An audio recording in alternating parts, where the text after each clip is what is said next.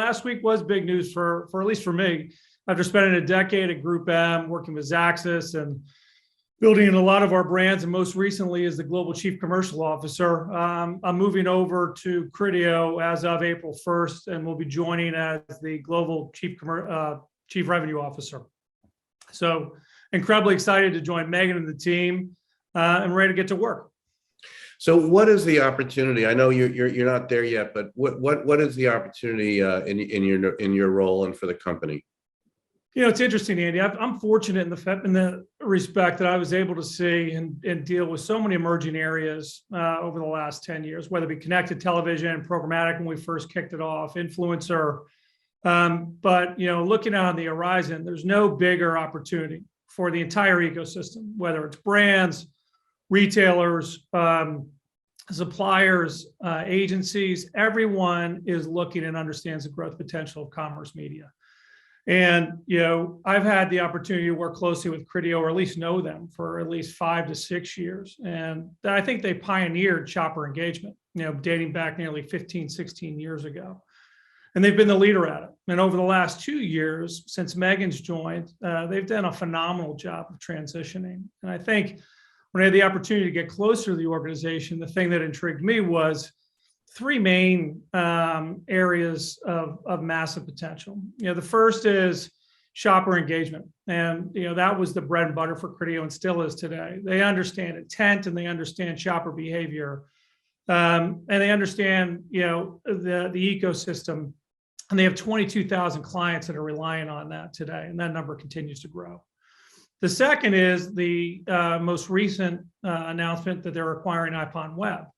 And that really got my attention because that provides connectivity. You know, and IPONWEB has been really the plumbing for much of our ecosystem, and bringing that on board allows access to that shopper data or the shopper engagement intent that we see. And the last one is just growth. You know, if I think about growth, whether it be the retail media side, whether it be on growth for brands, whether it be growth for or the monetization opportunity for retailers, if you put those 3 things together, that's at top of mind of everyone. And spending time at the agency over the last, again, 10 years, we're all looking to tap into it, but there hasn't been an easy way. Now, I still think there's some work ahead, but Criteo and the commerce platform is certainly well positioned to open up that opportunity and do for the open web much to what Amazon's done within their environment. So, Brian, just unpack a little bit about commerce media. And, you know, we've been talking to a lot of great folks about it. We here at Beat are very keen about the whole notion of shoppable media, video in particular, and AR. How do you see those opportunities, and where might that be going?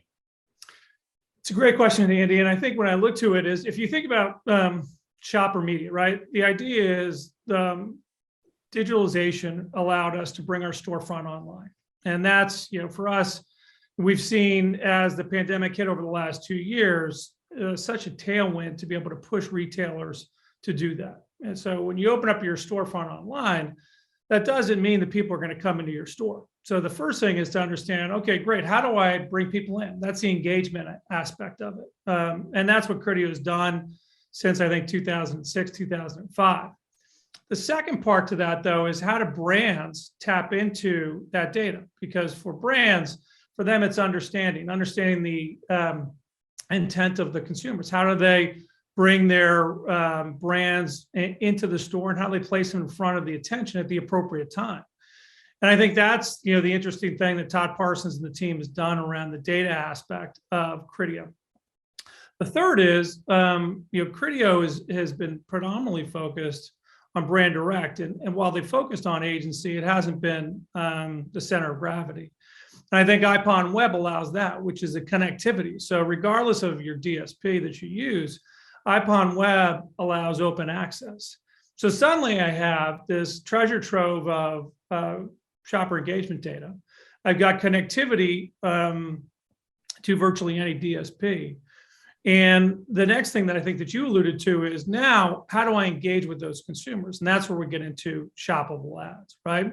But shoppable ads don't work with without the others. The shoppable ad, if it's not in the right place and it's not presented in the right time or the right format, can do the complete opposite, which is turn consumer sentiment against. But in the appropriate time, at the appropriate audience, it's a gold mine for both the consumer and the discovery phase, but also for the brand, because they're engaging and they're finding consumers to bring it to their store.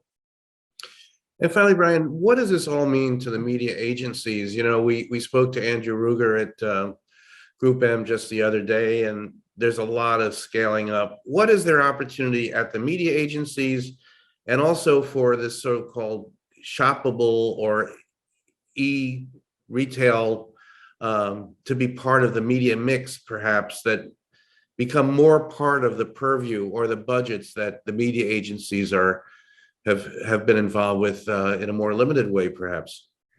So retail media has been, again, top of mind for everyone. And I think we saw it first with Amazon, then with Walmart, Target, CVS, Kroger, and the list goes long. And it's for two reasons. One is retail media opens up a phenomenal opportunity for most retailers to create a new revenue stream. It allows them to monetize their assets in a way that they haven't done in the past. But to do that, you have to be incredibly considerate, because if a retailer were to go too far into that and not put the appropriate technology or put a display ad in the wrong place, they detract from consumer attention. So I think having the right technology in that is incredibly important. The second thing is important, though, is just because you open up or you have a retail asset or put a search engine or a search product on your page, that doesn't mean it's going to get in front of the agencies. And someone like Andrew Ruger, GroupM is fortunate to have someone to be able to lead the effort across the entire agencies, because you can imagine each new retailer that opens up a search-specific asset on their site is something new that a trader inside the agency has to deal with. So in the past, maybe they went to Google, maybe they went to Bing, and maybe they went to Amazon. But now suddenly more and more search opportunities are opening up. And they have to make sure they understand first and foremost where to look to find these assets. The second is to understand how to track and what's the attribution mechanisms of each one of them and how to tie them together. So I think Andrew, in terms of what he's doing, and that's just the search side. The other side of it is using the search data, the information that we learn from PLAs or product listing ads, and then to be able to take that offline and start to bring the opportunity outside of owned and operated sites, but out to the open web. And that's where I really think there's a tremendous amount of opportunity. And we're just at the tip of the iceberg in terms of starting to understand how to utilize that, how to understand it. And the final fact is the agencies, are doing a great job, but we all know the retention challenges we have in our industry. When you're churning over 35% of your team, there's an enormous need for education in terms of this entire ecosystem, how to measure it, how to track it, how to activate it. And that's really where I see an opportunity for Criteo. Criteo is a predominant voice in retail media. They've got a footprint in over 96 countries around the world. And I think there's an opportunity at a point in time right now that's a phenomenal opportunity to take that to market, because clients need it, brands need it, agencies need it, and I think Criteo is well positioned to deliver it.